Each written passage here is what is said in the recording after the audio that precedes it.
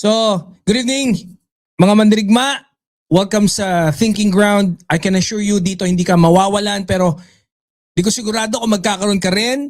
I'll let you be the judge of that. Tara maghasa tayo ng kalaman habang nagtatawanan. Pasok mga mandirigma, let's begin! Ito dito sa ating unang topic, no? Disiplina sa kalsada. Diba? Kasi ayon dito sa balita, bawal na ang maglatag ng mga silya at mesa sa kalye at mag-inuman. Doon nanggagaling ang number 1 away, number 2 ang sexual harassment daw. Ay naku. Yan pala nangyayari mga hindutan na ganyan. Sorry. Sabi ko sa inyo, palo tayo ngayon eh. Bad word kagad. Sorry naman. So, yan yung sabi ng ating DILG Secretary na si Secretary John Vic Remulla. And, wait lang, asan yung ano natin?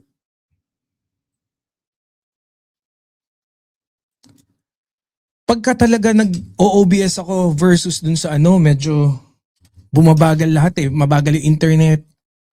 Pero okay naman siya, yung registry niya sa StreamYard. Pero mabagal, sa akin mabagal eh. Eh alam niyo naman ako, medyo metikuloso tayo ng konti. Pagka biglang bumabagal, gusto ko, everything is okay. Yun tayo eh. Kaya lang, wala eh. Hindi maano siya eh. Diba? Ayan o, sabi niya, yung mga rugby boys dyan, yung mga gang-gang, yung mga gago sa college dyan, magtago na kayo, umuwi na kayo ng pag 10 p.m. Magtago? Ba't na magtago? Ikaw naman oy. Umuwi na kayo, huhulihin namin kayo. Ay, wait lang. Ano yung pautot ni Coach Jarrett? May post tong si Coach Jarrett. Medyo na-intriga ako kay Coach Jarrett. Ang sabi ni Coach, Ma'am Shirley Lino, shout out. Galing mo mag-MC, sir. Mas magaling ka pa kay boss nyo. Wag. Mas pogi lang tayo, magaling yun. Gagong yun. Magaling yun si Gagong yun. Magaling yun. Spontaneous yun eh. Tayo, alam mo naman tayo. Pogi lang tayo. So, asan na yung ano natin? Hindi, yun nga yung ano ni Coach Jarrett, yung posting ni Coach Jarrett, Ma'am Liberty Torino. Sino kaya yun? Meron daw isang kabinete ni PBBM na parang nag-audition daw kay Sara. Ay! Ba't ganon? Dapat noon pa yan in-implement para di dumami yung crime. Sige, discuss natin ha, Boss Dennis. So, eto nga, yan yung breaking news natin. Yung balita ni Secretary John Vic Remulla. So, title natin dito, Disiplina sa kalsada, maliit na batas, malaking epekto. Ito mga mandirigma, mga karayuman ng ating kapatid na si Tonyolo. Sa akin, hindi lahat ng problema ng bansa nasa Malacanang. Minsan ang problema nasa kanto, nasa inuman sa kalye, nasa rambol, gulo sa madaling araw, nasa ingay na hindi makatulog yung ibang tao. Minsan, diyan matatagpuan yung mga iba't ibang problema. At ngayon, may bago ng patakaran. It's all about the curfew. Bawal inuman sa kalsada, bawal ang tambay na lagi nang gugulo, or bawal yung tambay na kadalasan na nagiging gulo. Para sa iba, maliit na bagay lang, di ba? I'm pretty sure even dun sa iba, parang maliit lang na bagay yan. Pero para sa mga nanay, estudyante, nagtatrabaho, malaking bagay ang tahimik at safe na gabi. Para din doon sa mga anong tawag ba doon? Sa mamamayan na gano'n. Basta modelong mamamayan. Yon. Model citizens. Mga Citizens for Good Governance. Ulo! rule!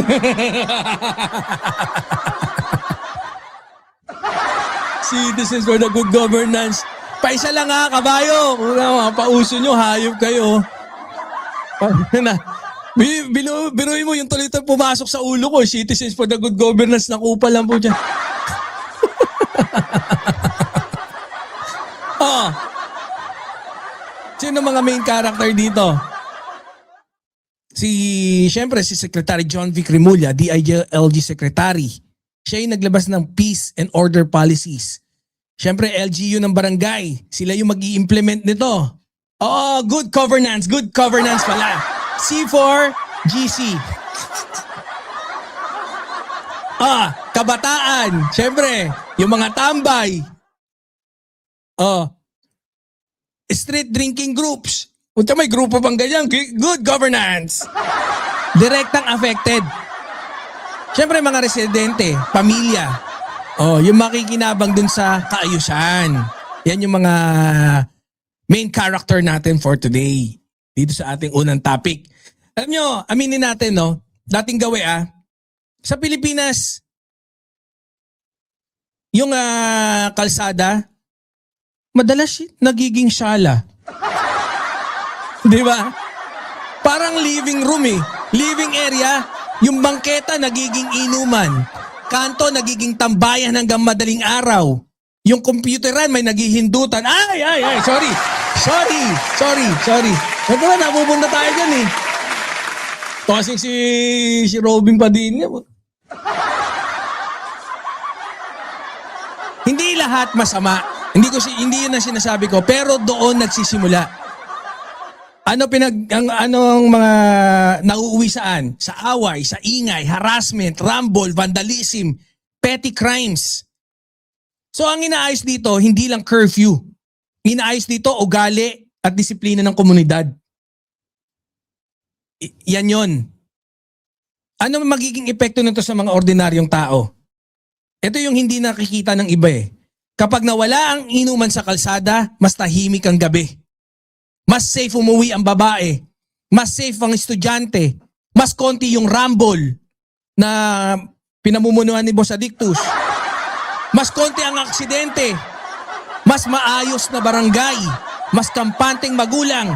Mas nakakatipid yung kapitbahay nyo. Kaysa manlibre na manlibre. Pampainom. Yung balitang to hindi pang headline, di ba? Pero quality of life yan. Yan yung pinag-uusapan dyan. Bigger picture. Economy and community. Kapag maayos ang barangay, tumataas ang value ng lupa. Pabor sa inyo yan. Doon sa mga nakatira sa barangay. Dumarami ang small businesses.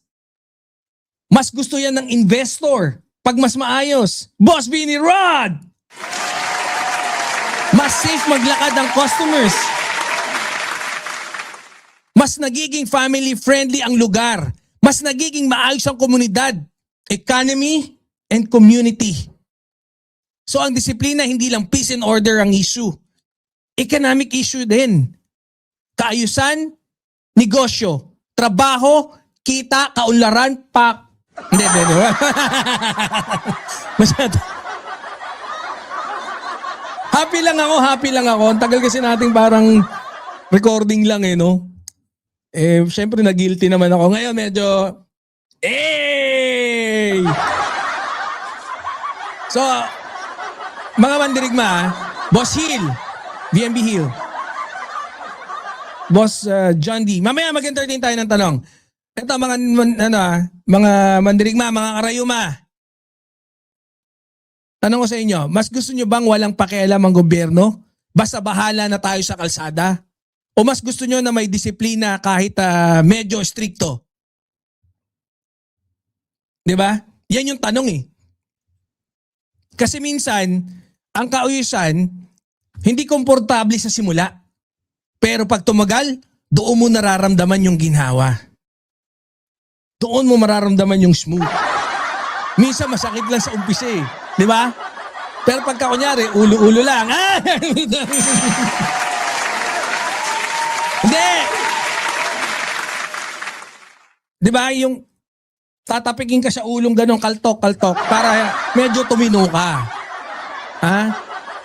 Sa umpisa, mild ano lang, ano yan, sa umpisa masikip talaga. Pero pagka ano na, magiging komportable ka na dyan. Yun yung punto dyan. Pag-usapan natin yung mga pros and cons nito. Unahin natin yung mga, sige, punta tayo dun sa cons. Yung mga posibleng maging masamang dulot. Pwedeng maabuso ang tanod o pulis. Pwedeng maabuso nila. 'Di ba? Yan yung kadalasan diyan eh. Pwedeng targetin lang ng mahihirap o tambay. Pwedeng maging kotongan, konyak. Hindi, kotongan. 'Di ba? Kotong ibig sabihin kunyari, o nahuli kita, may ordinansa. O ayaw mong di ito. 'Di ba, mamari?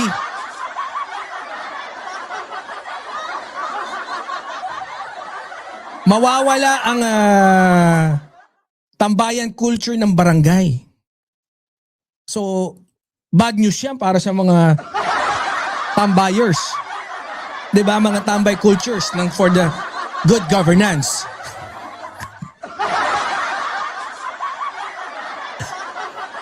Maapektuhan yung sari-sari stores na may inuman.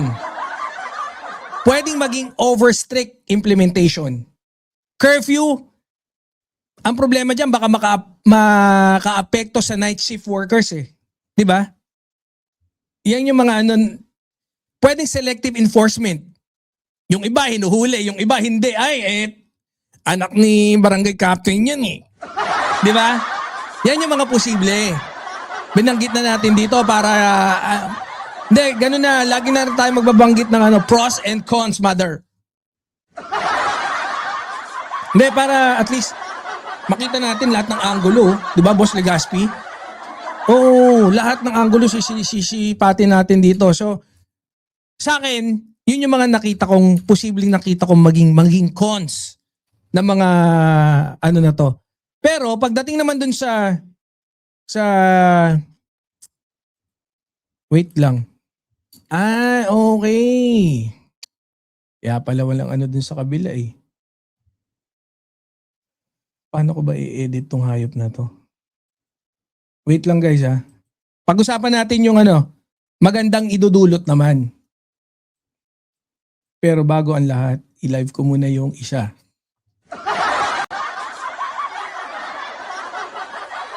Kasi naka-private. Naka-private siya.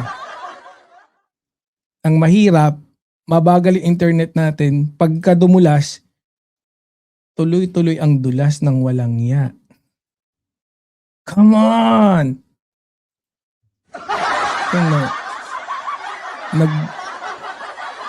Nakatapos na tayo ng isang topic. Di ko pa pala na-i-press yung live dun sa kabila. Syongangers.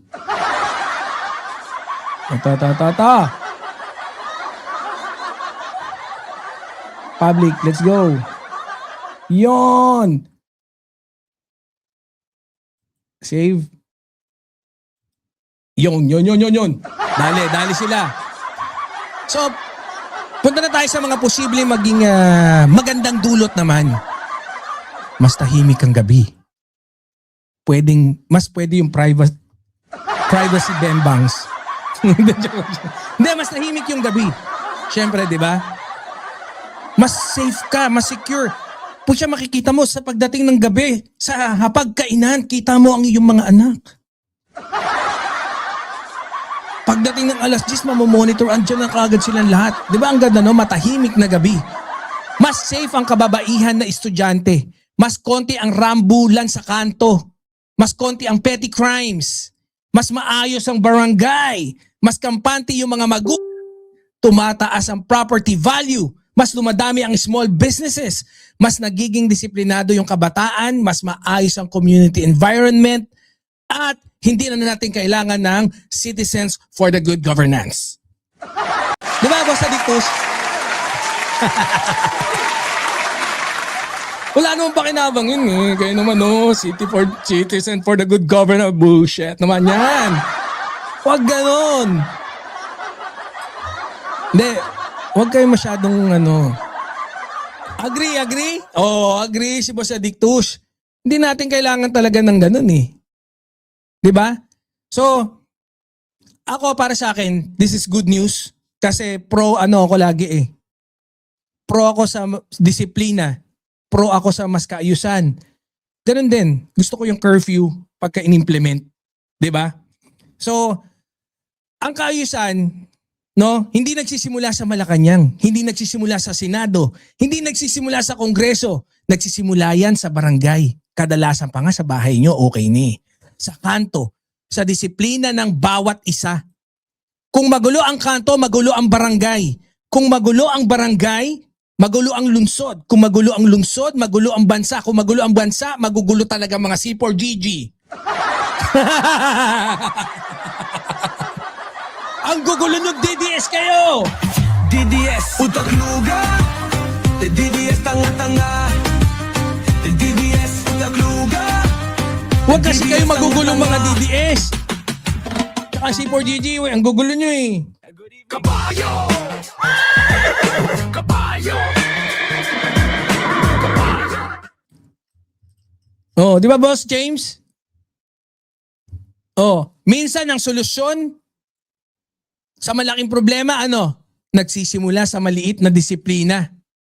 Sa ikauunlad ng bayan, disiplina ang kailangan. Buto si Ma'am Marie! Gumaganon! Yan ang Manang Marie ko. Diba, Manang? Oh. Hindi, yan na. Sa akin, good news yan. So, nagsisimula sa maliit na disiplina. Nagsisimula sa bahay. Nagsisimula sa puso. Ayop! Okay na. Masyado na tayo nagpaka dyan. So, mga mandirigma, mga karayuma, mula sa disiplina sa kalsada, lipat naman tayo sa mas malaking galawan sa politika kasi kung may dating gawi sa barangay, may dating gawi rin sa gobyerno. So, punta tayo sa ating next topic. Pero before that, magbatian muna tayo. Palit tayo ng mas poging salamin. Hoy, wait lang. So, para medyo mas maganda, press 1 nga tayo dyan. Press 1. Batian tayo tapos proceed tayo sa next topic natin.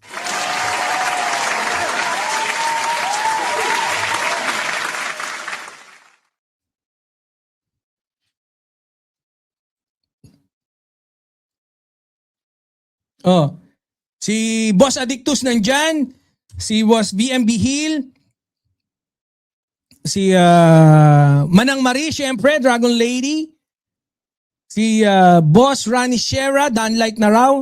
Okay, Danlike, alright.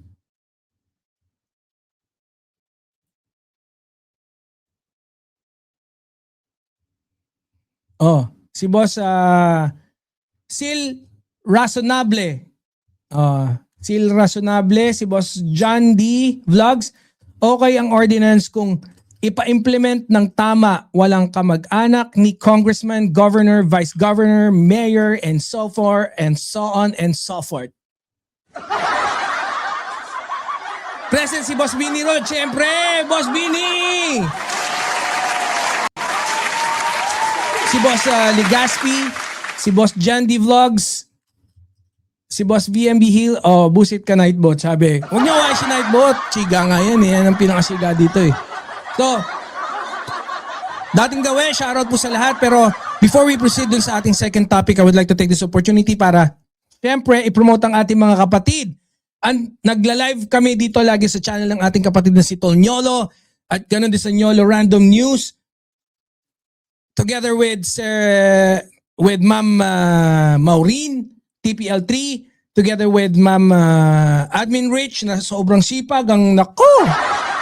Si Ma'am Admin Rich and syempre yours truly, boy! Punta na tayo sa ating susunod na topic, no?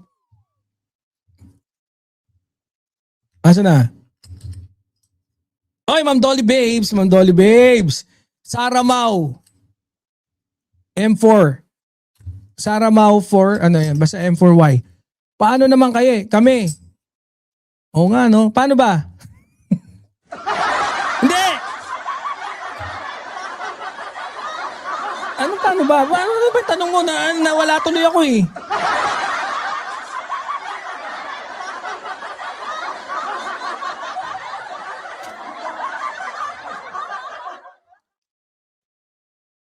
Oh, proceed na tayo. Next topic. Ay, ito good news to ah. Hoy mga DDS, ilag muna kayo ha. Yung topic na to, nasusunog ang mga demonyo. Kabayo! Kabayo! Medyo banal kasi to. Yung next topic natin medyo may pagkabanal. Mamaya Kabayo! DDS! mga utak luga, medyo makasalanan kayo eh. No? Ito sabi kasi rito, noong April 5, I think it was yesterday, special Bible gift. The Philippine Bible Society has presented President Marcos with a special leather-bound copy of English Standard Version Bible or ESV. Yan. Di ba, Ma'am Bengay? Oh. Ito para sa akin, hindi lang regalo na Biblia. Simbolo to ng gabay, pananagutan, at syempre, liderato. Ayan mga mandirigma, minsan ang mga pangyayari sa politika, hindi lang dapat tinitignan sa literal eh. Di ba? Meron dyan yung symbolism. May simbolo. May sinisimbolo. Di ba?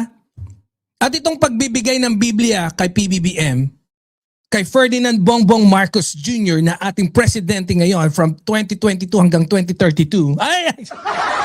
Sakit. Joke lang. Ha?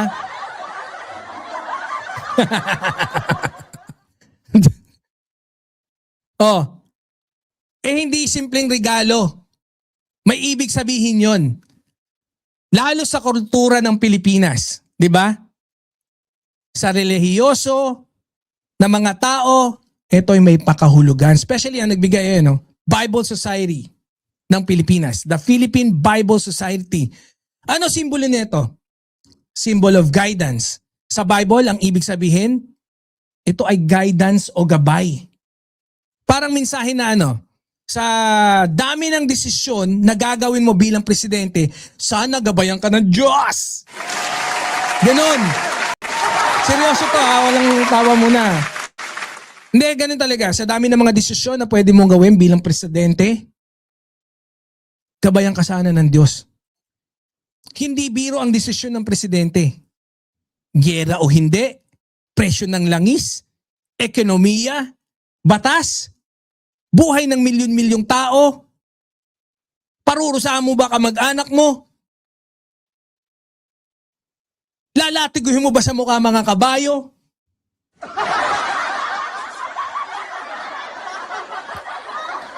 So una natin, simbolo ng power needs guidance. Ang kapangyarihan laging kailangan ng gabay. Leaderships needs wisdom. Leadership needs wisdom. Ano pa? Symbol of responsibility. Ang Biblia, hindi lang libro ng dasal. Libro din niya ng hustisya, ng tama o mali, pamumuno, pananagutan, kabutihan, paglilingkod. Alam niyo, kung sa tutusin lang, sa Biblia, tinuturo lahat ng dapat mong gawin eh. Lahat ng gagawin mo. Pero, let's not divulge into that. Yun yung pag-usapan natin. Kasi pertaining dun sa symbolism ng responsibility. So, parang mensahe din, di ba? Malaki ang kapangyarihan mo, pero mas malaki ang pananagutan mo. Leadership is not a privilege. Leadership is responsibility. Kaya, responsibility isa rin.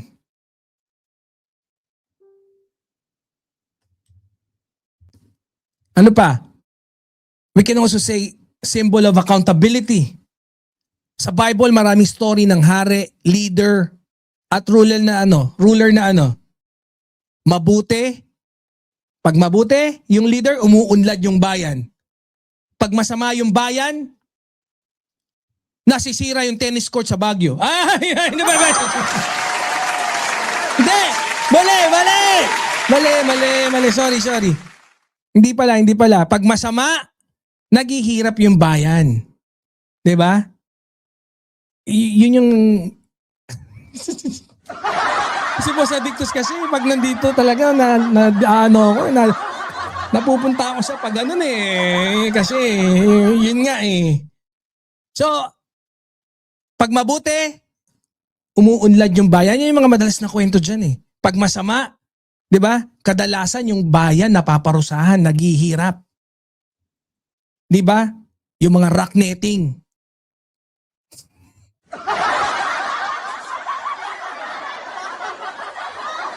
Di ba?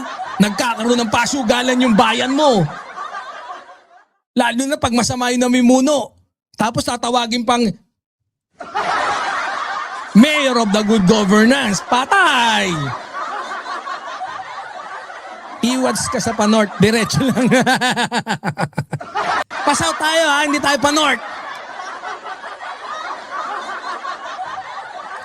So, ang simbolismo nito parang paalala. Ang leader may pananagutan hindi lang sa tao, kundi sa Diyos din. Siyempre, ganun din sa kasaysayan. Malalim yan, no? Kung iisipin mo. Iba talaga ako eh.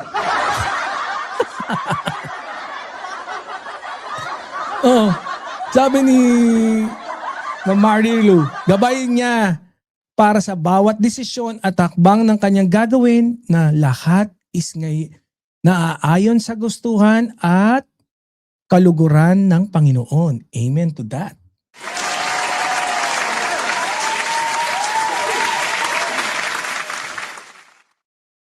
Bigger symbolism nito. Para Boss Honesto. Mga karayuma, mga mandirigma. Ang pagbibigay ng Biblia sa isang presidente, hindi ibig sabihin perpekto siya. Ibig sabihin, pinapaalala sa kanya na hindi siya Diyos. Na mas may mataas kaysa sa kanya. May tama at mali. At may pananagutan ang kapangyarihan. 'Di ba? Yan yun. Ano mga magagandang mensahe nito?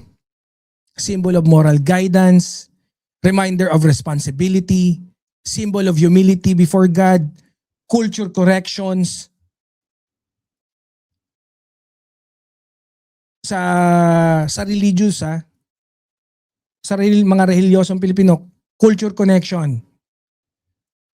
Message of moral leadership, reminder of accountability, symbol of unity between faith and leadership. I'm not pertaining for dun sa particular na 'Di ba?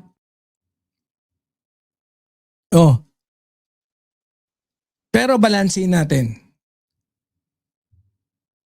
Ang posibleng masilip naman diyan ng iba, baka sabihin ng iba, nako, religious politics. Nako, symbolism na walang epekto. Paano kung di umepekto? Di kasama pa yung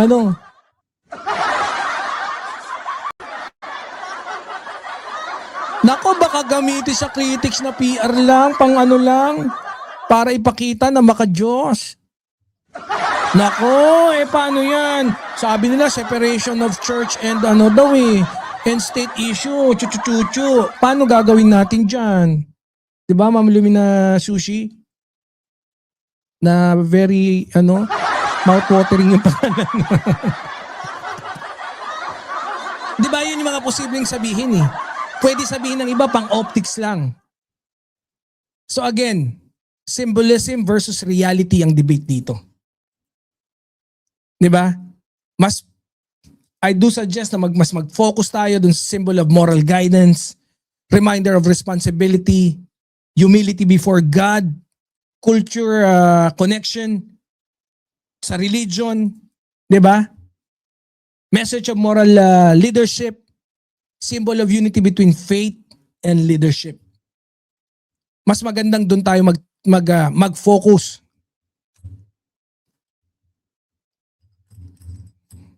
Kasi, eto guys ang leader, hindi sinusukat sa dami ng kapangyarihan niya.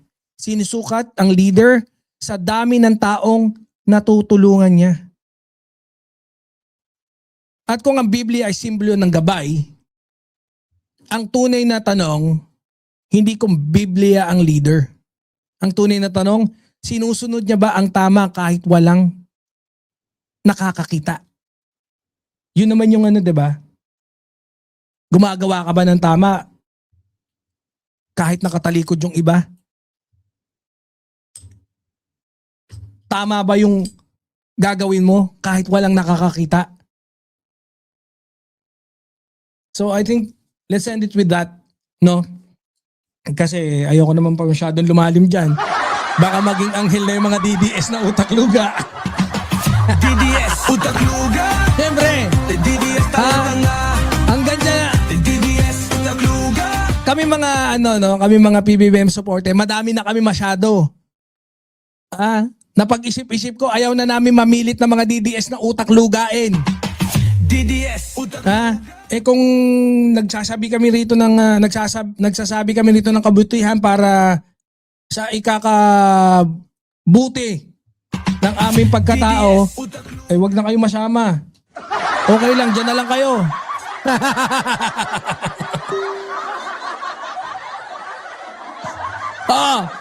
Hindi lahat ng balita tungkol sa proyekto o politika. Minsan, ang balita, simbolo, mensahe at paalala.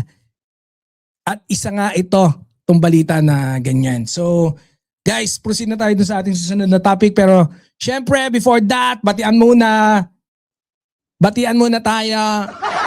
Binabati ko kayong lahat. Okay na? Okay na? Ay, mga DDS dyan sa kabila na nanggagalaite. Wait lang tinan ko nga kung ilan na kayo dyan, mga hype kayo. Bakit wala? Asa na? Aba, nakaka-31 na kayo dyan sige. Punta na tayo sa ating susunod na topic. And guys, magandang gabi po sa lahat. Siyempre, meron akong hindi yan. Tama ba? Ayan. Meron akong yung Facebook page natin. Patuloy niyo pong suportahan sana. Medyo lumalakas-lakas na yung Facebook natin. And of course, meron din ako sarili kong channel, yung YouTube na Banat Boy Mandirigma. And syempre yung isa pa, Banat Boy Show. And then yung Facebook natin, Banat Boy Mandirigma. Yan. Kung trip nyo yung medyo mga pogi na kahit walang laman yung sinasabi. Di ba? Kunyari, walang sense yung sinasabi pero pogi. Yun, ganun yung mga trip nyo, alam nyo na kung sino.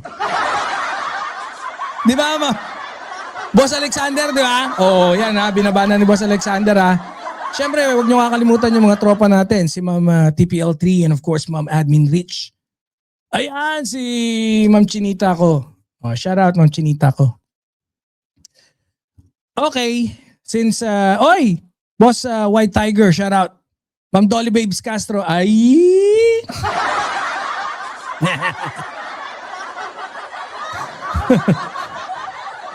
grabe, ang saya talaga mag-live no? Pagka pag-live tas hindi yung pa-record lang na ako. I love it. Napapasabi na lang ako ng I love it Eto. So, punta na tayo sa ating pangatlong topic. Pucha, nakakuha 40 minutos na tayo pero it's okay. It's okay. No? So, punta na tayo sa ating pangatlong topic. Sabi nga dito, breaking news. It is exactly 818 days, 818 until June 30, 2028. Pag walang masyadong nagbago sa ating political climate, 818 or 818 days na lamang at Pangulo na si Ma'am Sara Duterte. DDS, utak mo. DDS, tanga-tanga. Wala. Grabe, no? Ito, tatakbo to si Jimmy Bondok. Nuknukan ng bobo to. Mas matalino pa ng konti dito si Robin. Kaya kung tayo, nagkaisa tayo na hindi natin iboboto si Robin. Pucha, baka ito ay boto nyo. Pucha, unsustansya ng pinagsasabi, hayop. Parang nagano pa eh. So, inelaborate niya yung 818 days.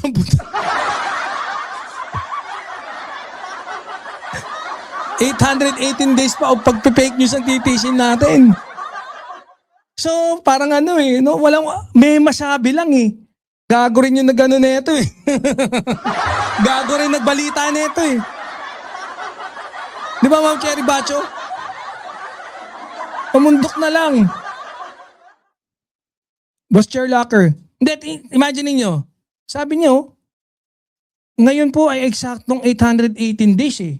So kung 818 days, 818 until June 30, 2028, pag wala pong masyadong nagbago sa ating political climate, ibig sabihin po, 800 days na lang, Pangulo na po si Sara Duterte.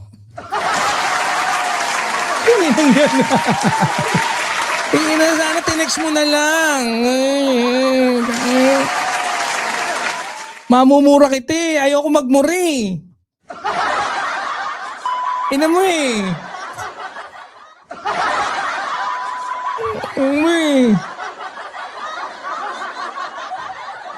Oo, Ma'am Josephine Dizon ha.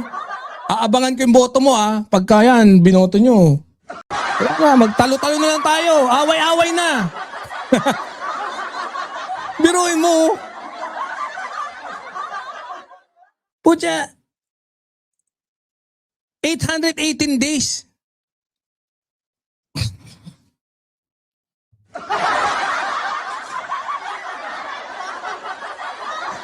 Ano siya eh? Ano mga... Pati ako wala masabi.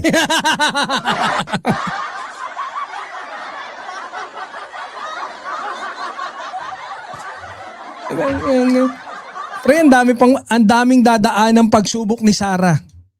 At kada isa doon sa mga mababanggit kong mga pagsubok, sigurado akong hindi niya kakayanin eh. Impeachment pa lang, dali na siya eh. Kay ombudsman, dadalihin din siya. Kung dinali siya dati ng basketballista, yes.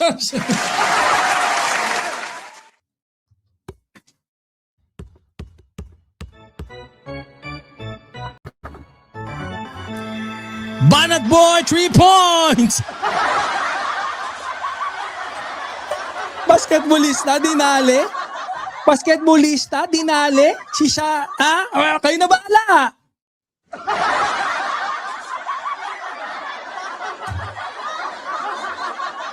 Anyways, eto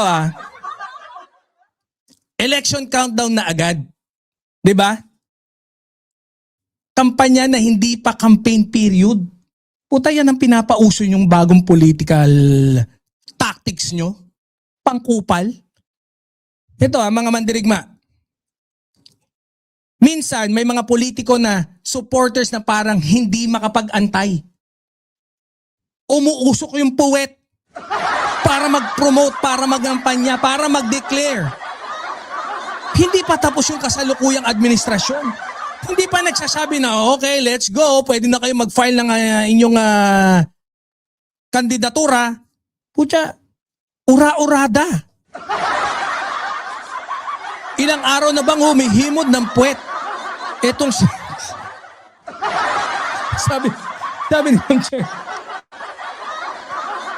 Di ba?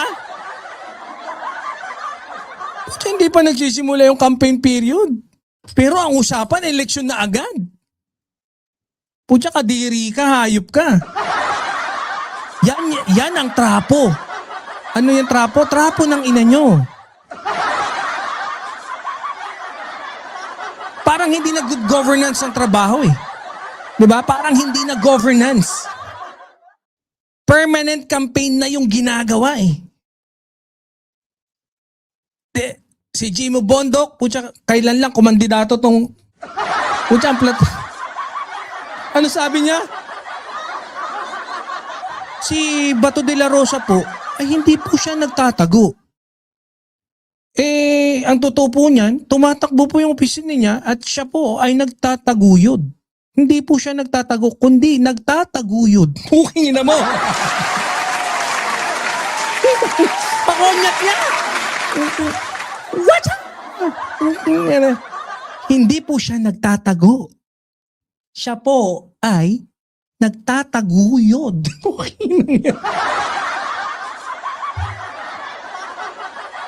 ako talaga, with all honesty, mainitin ulo ko dati nung bata ako, palasapak ako eh. Bingo!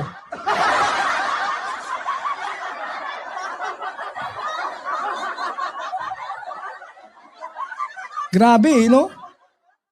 Pagka may... Hindi, totoo. Pag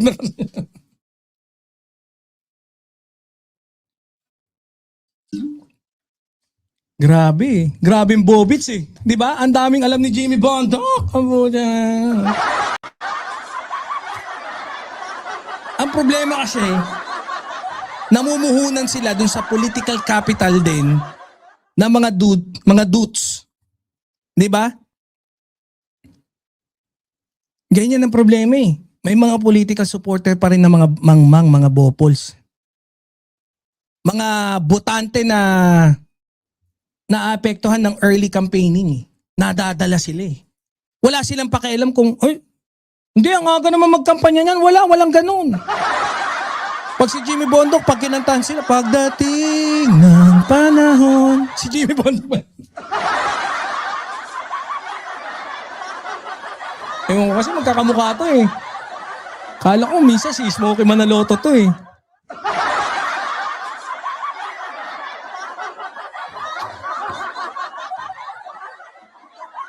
Oh, silipin natin yung mga dating gawi. Permanent campaign mode. Ano ibig kong sabihin? Ngayon pa lang, pagkatapos manalo sa eleksyon, nag-iisip na kung ang ini-strategize, hindi governance eh, kundi yung kampanya na. Yun na yung ngayon, ganun na. Pilit pinalalago yung political capital. One move or one way of doing that is early declaration. Anong ginawa ni Sara?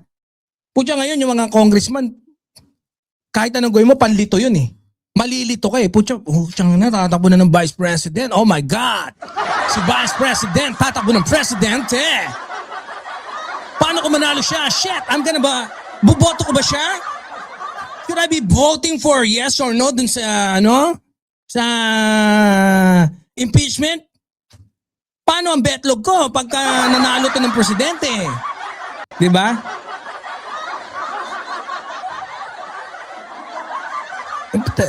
Yan ang mahirap.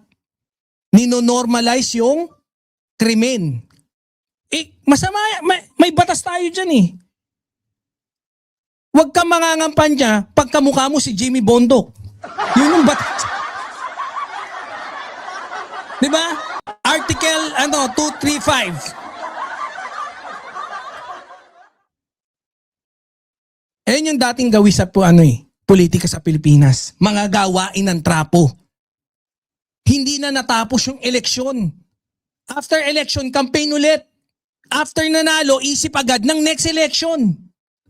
Imbis na trabaho, polisiya, ekonomiya, problema ng bansa ang isipin, ang iniisip kung paano makakapangyota ng basketballista. Sorry. Hindi.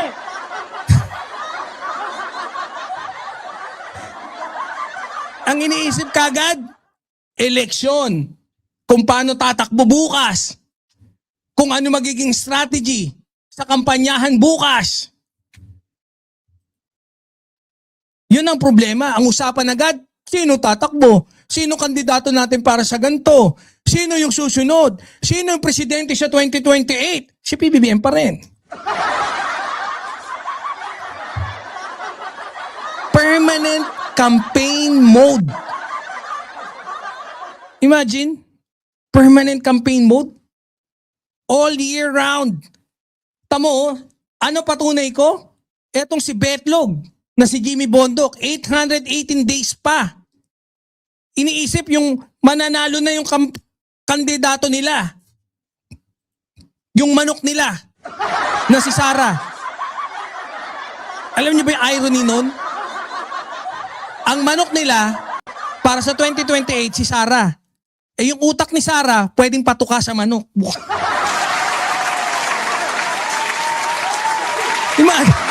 Saan ka nakakita BP yung utak pwedeng patuka sa manok? Kung yan. Slightly used. Bakit delikado to? Oh, delikado ito kasi kapag masyadong maaga ang kampanya, nawawala ang focus sa trabaho. Nagiging political position yung lahat ng galaw. Lahat ng desisyon mo, may political calculation, Lahat ng programa may political angle. Nahahati agad yung tao sa kampo. Imbis na mag-unite muna kayo, nahahati ng ina nyo. Maaga nagiging toxic yung politika. Governance becomes politics but public service, not. Ina nyo eh.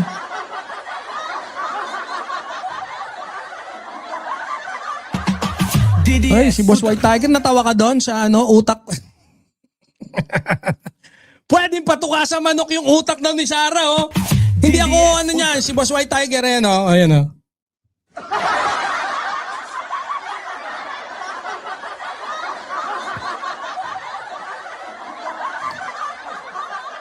Yun ang problema, no? Ano dapat mangyari? Ang tama sana ganito eh. 2022 hanggang 2025, trabaho. 2025 hanggang 2027, performance. Pagdating ng 27 hanggang 2028, pwede kayong mag-campaign. Yan yung legal eh. 2022 hanggang 2025, trabaho. 2025 hanggang 2027, performance. 27 hanggang 28, campaign period. Respetuhin nyo yun. 28, election.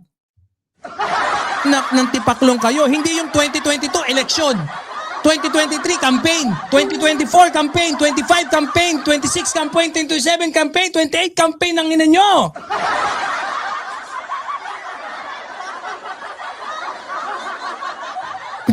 Election na lang lagi eh. Yung trabaho, wala. Nga. Tapos gusto nyo pang tawagin sarili nyo, Mayor for the Good Governance? Sa poll na naman, si Magalong. Sorry, Magalong. Sorry. Ilag ka ha, Magalong. Sorry naman. Oh, Ma'am Irma, shout out.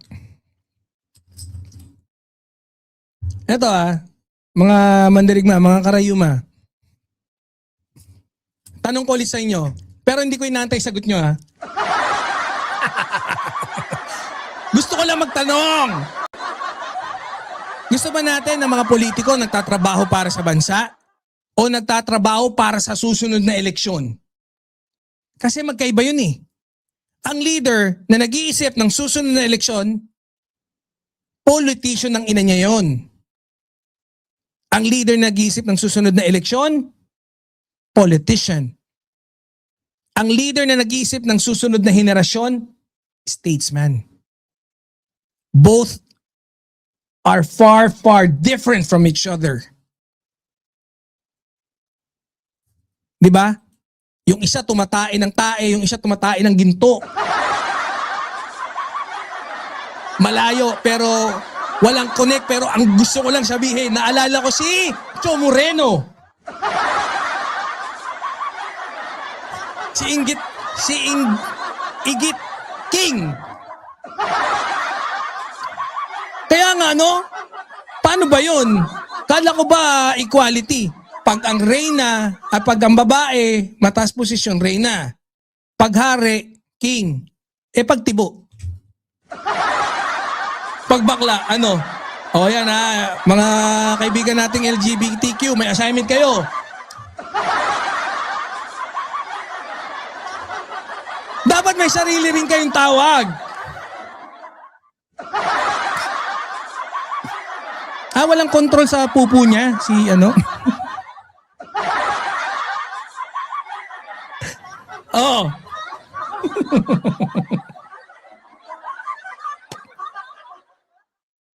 Bakit ginagawa nila ito? Political strategy. Name recall at the early stage. To build momentum. Solidify supporters. Control political narrative. Fundraising early. Coalition building. Yan kaya bakit nila maagang ginagawa. Strategy-wise, may logic. Political strategy, name recall early, build momentum, solidify supporters, control political narrative, fundraising early, coalition building, mind conditioning, brainwashing. Kaya lagi kayo manonood dito, lahat dito nasisilip natin. Walang makakalusot.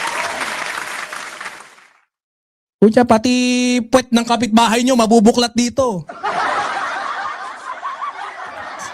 Ha? Tsaka pag bumana tayo, aso ng kapitbahay mo, umaaray. Pero ano yung mga masasamang epekto nito?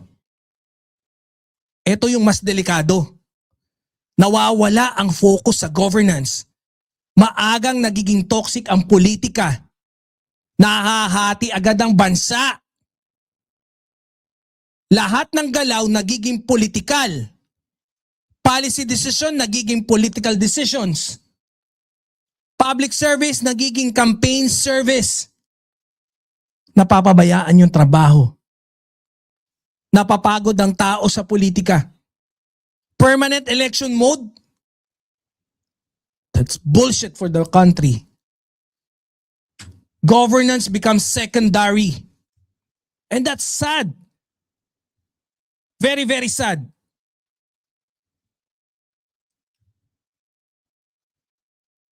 Alam niyo ang eleksyon, parang graduation eh. Hindi ka pwedeng araw-araw graduation. Kailangan may araw ng pag-aaral. Kailangan may araw ng trabaho. May araw ng serbisyo. Hindi pwede graduation lagi. Naghahanda ka naman. Oh. Kasi kung iniisip ng leader susunod na eleksyon,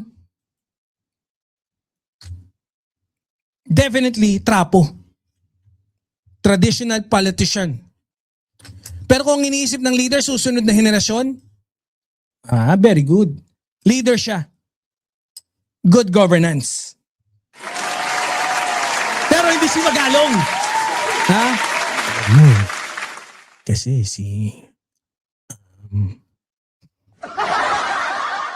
yung Unity, panawagan nila dati, no? Hindi ko na-miss ko na si Magalong. Hindi ko na makuha yung boses ni Magalong. Dapat lagi kong ginagaya si Magalong, eh, no? Wala na, hindi ko na magaya. Dati-dati, gamay na gamay natin, eh.